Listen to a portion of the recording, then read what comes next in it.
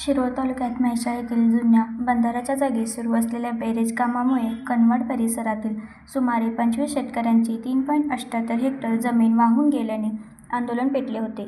अंकुश संघटनेने ठिय्या आंदोलन करत ठेकेदारांचे कामही बंद पाडले होते. यावर तहसीलदार महेश कल्लारे यांच्या अध्यक्षतेखाली बैठक घेण्यात आली. सुरुवातीला पटबंधारे अधिकारी आणि आंदोलकांमध्ये शाब्दिक खंडाजंगी झाली, मात्र तहसीलदारांनी परिस्थिती नियंत्रणात आणली. चर्चेनंतर पंचनाम्यानुसार एकूण 50 लाख रुपयांची नुकसान भरपाई 2 टप्प्यात देण्याचा निर्णय झाला. तसेच वाहून गेलेल्या जमिनीत दगड माती भरून पुनर्वसन, संरक्षण बांधाचा प्रस्ताव आणि भूसंपादन प्रक्रिया 1 महिन्यात पूर्ण करण्याचे आश्वासन देण्यात आले. बैठकीला संबंधित अधिकारी, ठेकेदार आणि शेतकरी मोठ्या संख्येने उपस्थित होते. लाईव्ह मराठी न्यूजसाठी शिरोळहून सुभाष गुरव.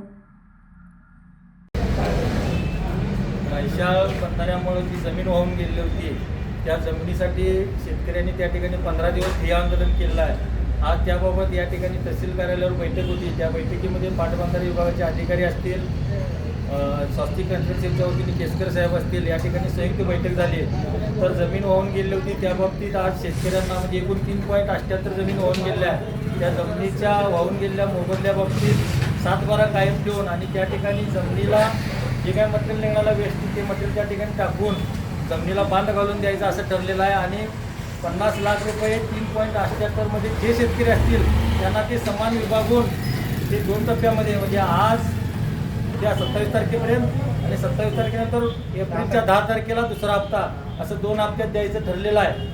आणि त्या ठिकाणी गॅबिन बांधाची पाटबंधारे विभागानं वर प्रस्ताव पाठवून मंजुरी घेऊन त्या ठिकाणी गॅबिन बांधसुद्धा संरक्षक भिंतसुद्धा बांध घालून त्या ठिकाणी प्रस्तावित द्यायचं आहे. आणि भूसंपादनाच्या बाबतीत जे शेतकरी आहेत त्यांचं येत्या 1 महिन्यामध्ये सगळ्यांना नोटिसा पाठवून एकदा मोजणी झाल्या परत फेरमोजणी घेऊन जे लाभार्थी शेतकरी असतील त्यांचा त्या ठिकाणी रेडी लेखनाच्या 5 पट मोबदला ठरवून तो शासनाच्या वतीनं त्या ठिकाणी वाटप करण्याचं सुद्धा आज ठरलेलं आहे. त्यामुळं जे पुढचं काम आहे ते आज रोजी आम्ही यांना चालू करावं असं सांगत आहे. आमची कोणतीही अडचण नाही, त्या बाबतीत आम्हाला मोबदला समाधानकारक मिळालेला आहे शेतकऱ्यांना. आणि भूसंपादनाचा मोबदला सुद्धा चांगल्या पद्धतीनं या ठिकाणी मिळणार आहे. त्यामुळे शेतकऱ्यांनी कोणतीही न अडचण आणता त्या ठिकाणी आज रोजी काम करायला आम्ही परवानगी दिलेला आहे. धन्यवाद.